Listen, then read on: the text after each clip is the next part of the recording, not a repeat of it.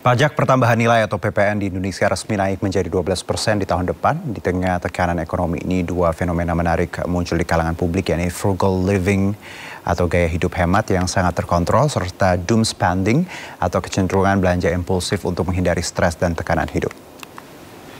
Pajak pertambahan nilai atau PPN di Indonesia resmi naik pada tahun 2025 mendatang. Kebijakan ini dinilai sebagai upaya pemerintah untuk memperkuat pendapatan negara di tengah tantangan ekonomi yang semakin kompleks. Namun, di sisi lain, kenaikan ini tentu akan berdampak pada daya beli masyarakat. Di tengah tekanan ekonomi, dua fenomena menarik muncul di kalangan publik, yakni frugal living yang merupakan gaya hidup hemat yang sangat terkontrol, serta doom spending, kecenderungan belanja impulsif untuk menghindari stres dan tekanan hidup. Frugal living menjadi pilihan bagi mereka yang ingin menjaga kestabilan finansial di tengah tekanan ekonomi. Gaya hidup ini menekankan pengelolaan uang yang cermat, fokus pada kebutuhan utama dan menekan pengeluaran untuk hal-hal yang dianggap tidak esensial.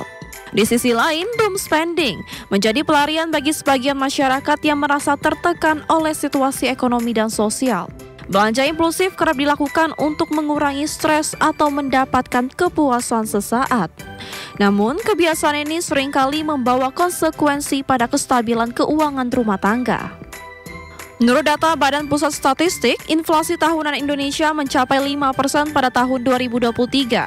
Dan konsumsi rumah tangga yang menyumbang lebih dari 50% pada PDB nasional mulai menunjukkan pola yang berubah. Adapun kenaikan PPN menjadi 12% diharapkan dapat meningkatkan pendapatan negara. Namun di sisi lain dikhawatirkan akan memperlambat daya beli dan mempengaruhi aktivitas ekonomi secara langsung.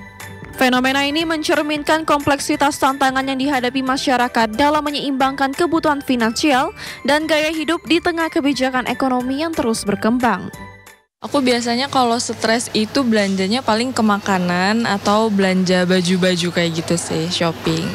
Aku merasa boros banget sih ya, terus abis itu aku pasti langsung kayak evaluasi pengeluaran aku di bulan itu, terus aku bakal lebih membudgeting di bulan depannya sih biasanya. Fenomena frugal living dan doom spending bukan hanya soal kebiasaan individu, tapi juga berdampak langsung pada perputaran ekonomi.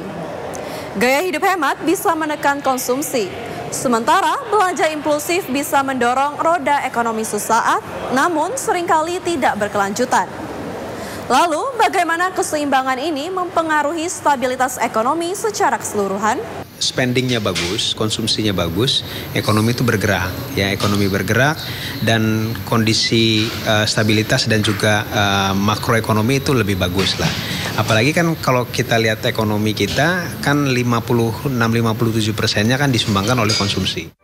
Fenomena frugal living dan doom spending memberikan dampak yang signifikan terhadap roda ekonomi.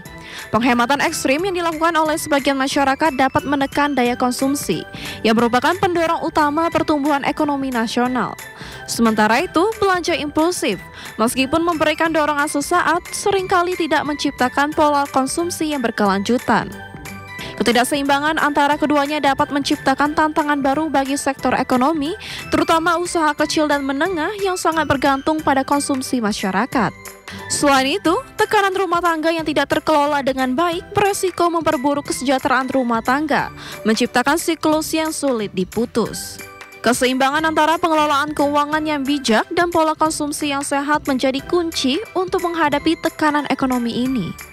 Edukasi literasi keuangan yang lebih kuat diperlukan agar masyarakat dapat mengambil keputusan finansial yang tepat tanpa harus mengorbankan kebutuhan esensial maupun kestabilan ekonomi secara keseluruhan. Dalam situasi ekonomi yang penuh tekanan, pilihan ada di tangan kita. Apakah kita bijak memilih melalui frugal living atau justru terjebak dalam siklus doom spending? Yang terpenting adalah menjaga keseimbangan keuangan dan mental kita demi masa depan yang lebih baik. Saya Vina Munawar, sampai jumpa.